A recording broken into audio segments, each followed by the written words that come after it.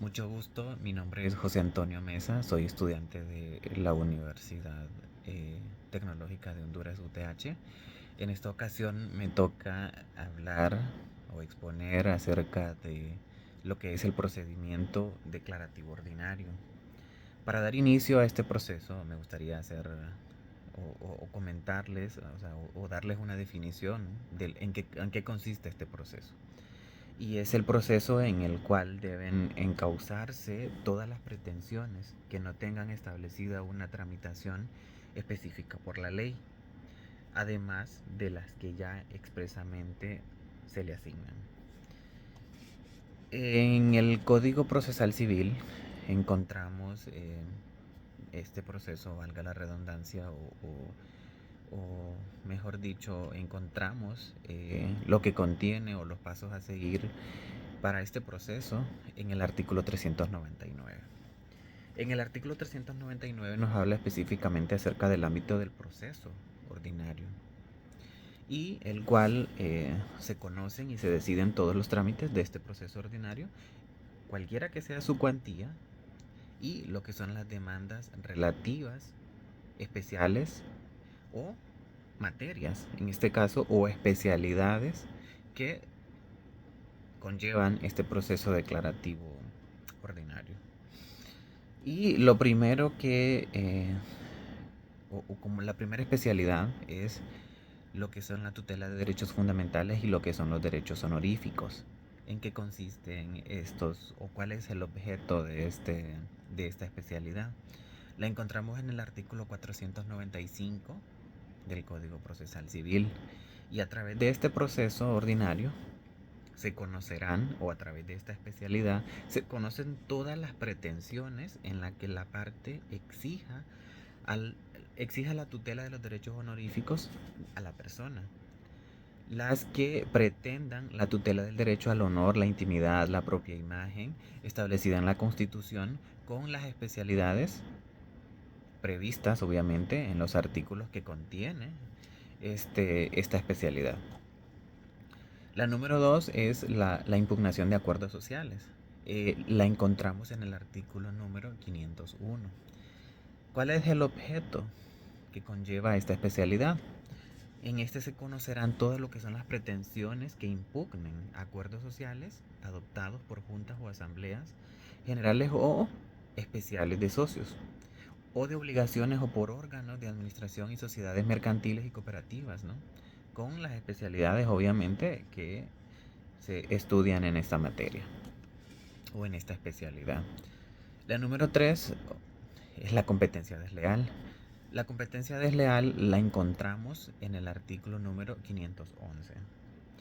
¿Y cuál es el objeto o el estudio de esta materia o de esta especialidad? Es conocer las pretensiones en las que la parte exija la tutela frente a la competencia desleal, cualquiera que pueda ser la cuantía, ¿no? O en su caso, cuando se reclame. La siguiente es lo que es la propiedad industrial. La propiedad industrial la encontramos en el artículo número 520. ¿Qué o cuál es el requisito o qué es lo que estudia esta especialidad? Las pretensiones para esta especialidad son las que las partes exijan, ¿no? Lo que son la tutela en materia de derechos de la propiedad industrial, como su especialidad lo indica. Cualquiera que pueda hacer la cuantía o que en su caso se reclame. La siguiente es la propiedad intelectual. Esta la encontramos en el artículo número 531. En esta especialidad, obviamente, o sea, la parte va a exigir la materia de la propiedad intelectual, cualquiera que sea su cuantía, que en su caso también se reclame. Y la siguiente es lo que es la publicidad. Esta la encontramos en el artículo número 537. A través de este proceso se conocerán todas las pretensiones, obviamente, que se exijan en tutela o en materia de lo que es de publicidad. Y las siguientes son las condiciones generales de contratación. Esta la encontramos en el artículo número 544, ¿no? Y a través de este proceso, obviamente, lo que se exige es la tutela frente a condiciones generales de contratación contrarias a la ley, o que no den lugar a demandas colectivas. y también pues va a depender de la cuantía que se reclame en su momento. La siguiente es lo que es el arrendamiento urbanos o rurales de bienes inmuebles, salvo que se trate de la expiración de los arrendamientos por causas establecidas en la ley del inquilinato. Esto lo encontramos en el artículo número 551 de nuestro Código Procesal Civil. A través de este proceso se pues, exigen, ¿no? O sea, lo que son las pretensiones en las que la parte exige la tutela sobre cualquier asunto relativo al arrendamiento de urbanos o rurales de bienes inmuebles y que estén sometidas obviamente a la ley de inquilinato. La siguiente, pues, la siguiente especialidad en este caso es el retracto, que lo encontramos en el artículo número 553 de nuestro Código Procesal Civil. Y a través de este proceso, pues, la parte de retractos legales o convencionales, no cualquiera que sea igual su cuantía. El siguiente tenemos que es la declaración de la responsabilidad civil de los jueces, magistrados y miembros del Ministerio Público. Y a través de este proceso ordinario se conocerán todas las, obviamente, las pretensiones en las que se exija la responsabilidad por daño civil causado por los jueces y magistrados integrantes del Poder Judicial. Y también la competencia para conocer los procesos que corresponden al tribunal jerárquicamente superior al que se hubiese incurrido la responsabilidad.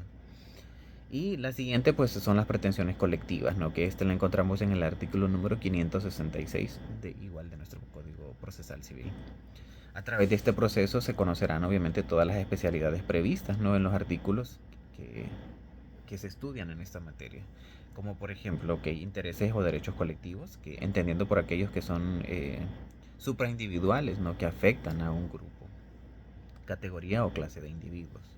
Y los intereses o derechos difusos, ¿no? Que son aquellos supraindividuales que afectan también a un grupo o a una categoría de individuos que indeterminan o se hacen de difícil de determinación.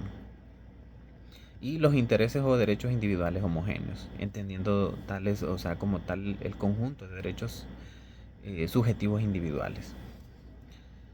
Y se decidirán en este proceso la cuantía que supere los 100.000 lempiras, las reivindicatorias de bienes inmuebles, aunque no superen su cuantía, y aquellas cuyo interés económico resulte imposible de calcular y ni siquiera de un modo relativo.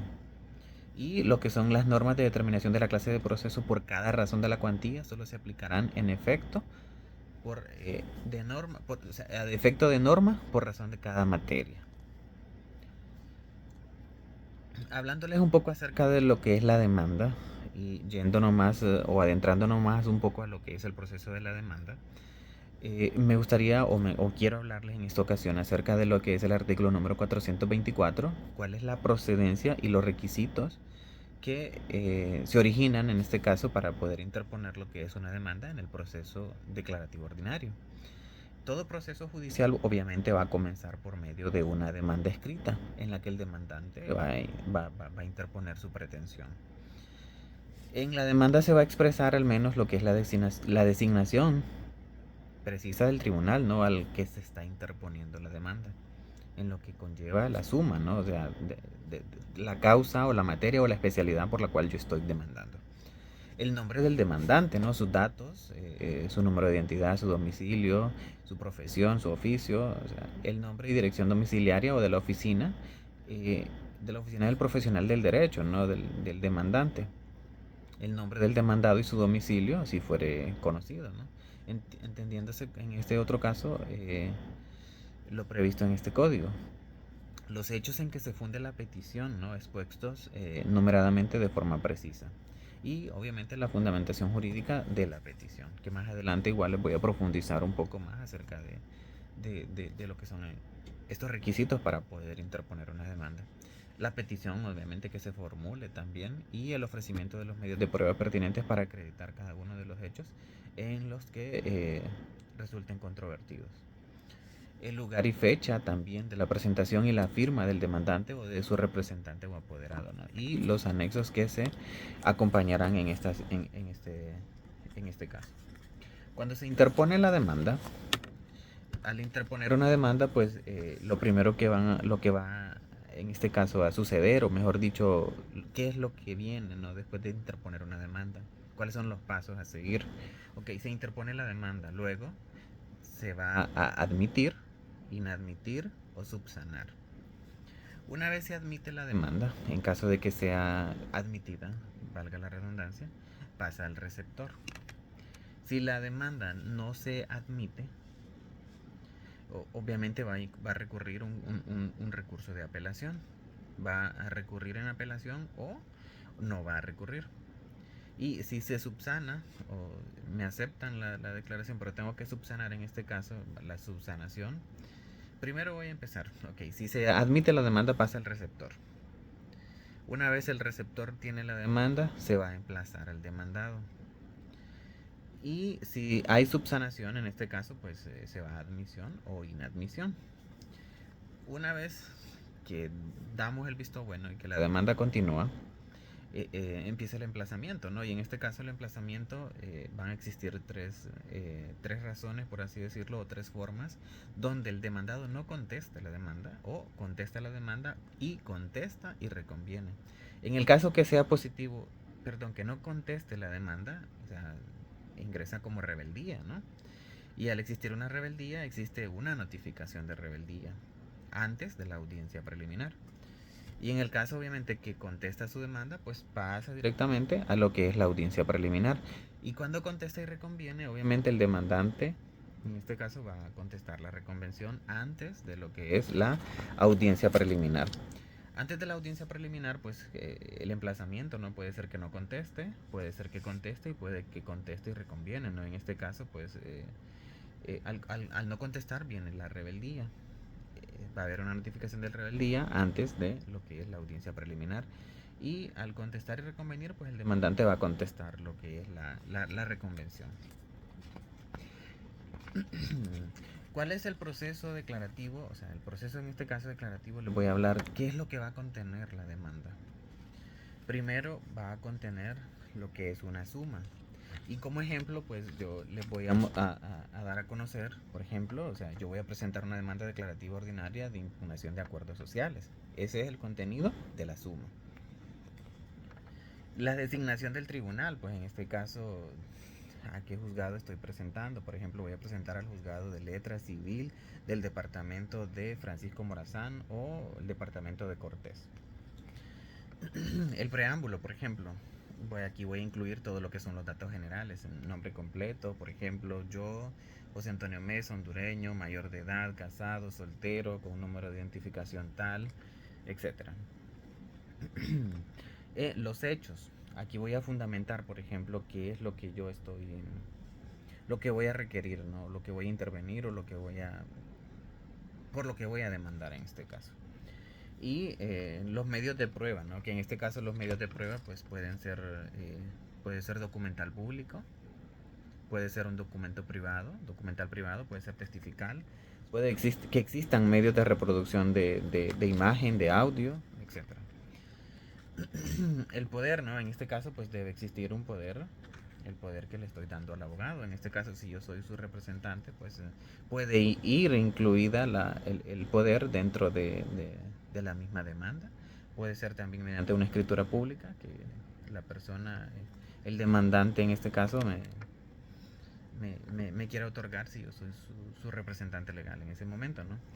La petición, que es lo que, o sea, yo voy a pedir al juez, al juzgado, perdón, yo con todo respeto pido y le voy a detallar qué es lo que estoy requiriendo, ¿no? En este caso. Y lugar y fecha, ¿no? Y la firma del demandante o su representante procesal. A criterio, obviamente, de todos estos, de todos estos pasos, pues existe lo que son una serie de